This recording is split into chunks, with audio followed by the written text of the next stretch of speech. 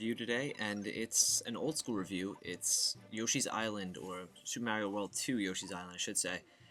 It's definitely one of the best platformers on the Super Nintendo. It came out in 1995, so it's already almost 16 years old, which is a little hard to believe. I feel like I'm getting up there in age.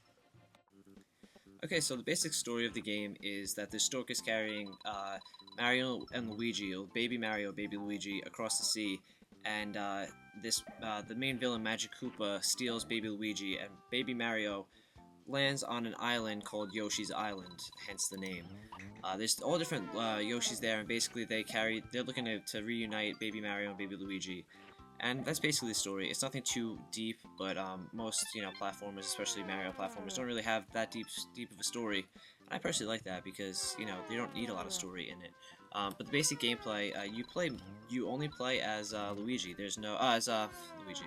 You only play as Yoshi, and which is cool because usually you're just playing as Mario, but you don't control Mario at all really. And he has his he can throw eggs. When he eats enemies, they turn into eggs, and he can shoot them at stuff like that. And you can just use them you can just eat them and they're dead.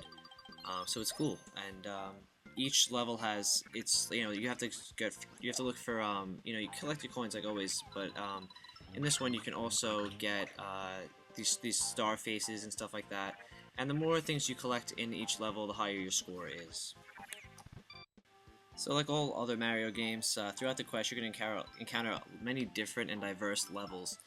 There's some that are just straightforward, and there's some that you have to do a little exploring to figure out where to go next. There's a lot of just variety and stuff, which is always it's always welcomed with Mario games.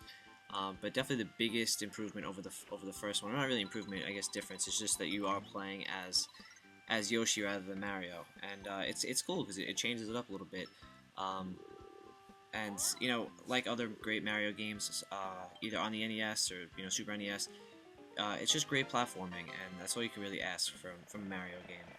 So if you're like me and you love 16-bit platformers, I really don't think there's anything better than Yoshi's Island. It does everything that the first Super Mario World did, and just improves on it. And playing as Yoshi with all the different abilities just is something that at the time was really needed in what was becoming a stale Mario series.